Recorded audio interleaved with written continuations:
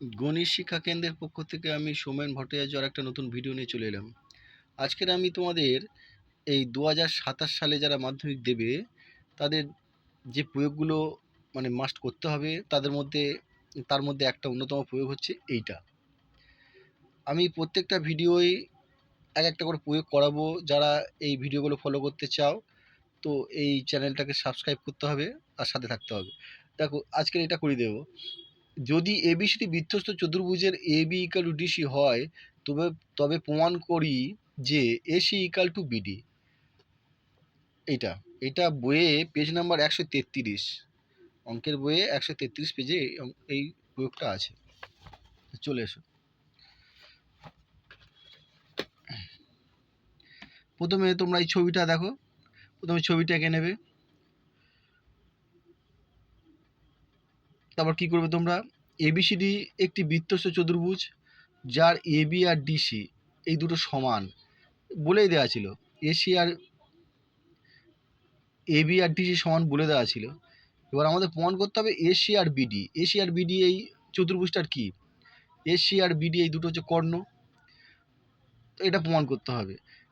তাহলে প্রথমে কি করব, আমি প্রদত্তর মধ্যে এইটা সাধারণ নির্বাচনে যেটা থাকে এটাকে প্রদত্তর মধ্যে অঙ্কের ভাষায় লিখতে হয়। তারপর প্রামাণ্য, এটা কি প্রমাণ করতে হবে, এসি ইকাল টু বিডি। প্রমাণে দেখো আমি কোন কোন ত্রিভুজটা নেব। আমাকে প্রমাণ করতে হলে এই ত্রিভুজটা মানে এবিসি ত্রিভুজ আর বিডিসি ত্রিভুজ, এই দুটো ত্রিভুজ নিতে হবে আর এই দুটো ত্রিভুজ সর্বসম দেখাতে হবে।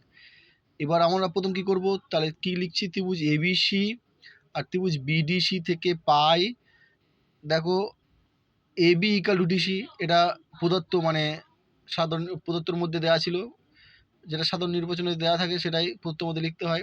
তাহলে এসি এই এবি ইকাল টু ডিসি এটা দেওয়া ছিল, সেজন্য আমি এবি আর ডিসি এটা লিখতে পারি। আর বিএসি আর বিডিসি, বিএসি এই কোণটা, বিএসি এই কোণটা আর বিডিসি এই কোণটা সমান কেন, যেহেতু ওরা একই বৃত্তাংশস্থ কোণ।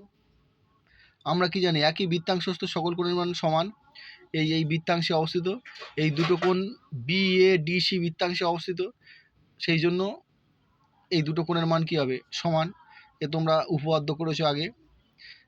আর বিসি, এই দুটো ত্রিভুজে দেখো বিসি হচ্ছে সাধারণ বাহু, এই ত্রিভুজেরও বিসি বাহু আছে, এইটা এই ত্রিভুজেরও বিসি বাহু আছে। তাহলে সেই কারণে এই দুটো ত্রিভুজের সাধারণ বাহু কোনটা, বিসি। এটা বিসি ইকাল টু বিসি লিখতে পারো, বা বিসি হলো ত্রিভুজ দুটির সাধারণ বাহু, এরকমও তোমরা লিখতে পারো। তাহলে দুটো ত্রিভুজ সর্বসম হলো। এবার কোন শর্তে, সর্বসমতার এস এ এস শর্তে, মানে সাইড অ্যাঙ্গেল সাইড শর্তে। এবার আমরা কি জানি, দুটো ত্রিভুজ সর্বসম হলে এদের অনুরূপ বাহু অনুরূপ কোণ সব সমান। এবার অনুরূপ বাহু বলতে আর কি পড়ে আছে, এই বাহুটার সঙ্গে এই বাহুটা হয়ে গেছে, এটা সাধারণ বাহু হয়ে গেছে, আর বাকি কোন দুটো বাহু পড়ে আছে, এই ত্রিভুজের এই বাহুর সঙ্গে আর এই ত্রিভুজের এই বাহু দুটো, এই বাহুর এই ত্রিভুজের এই বাহুর সঙ্গে আর বিডিসি ত্রিভুজের এই বাহুটা পড়ে আছে, তাহলে এরাও দুজন কী হবে, সমান হবে।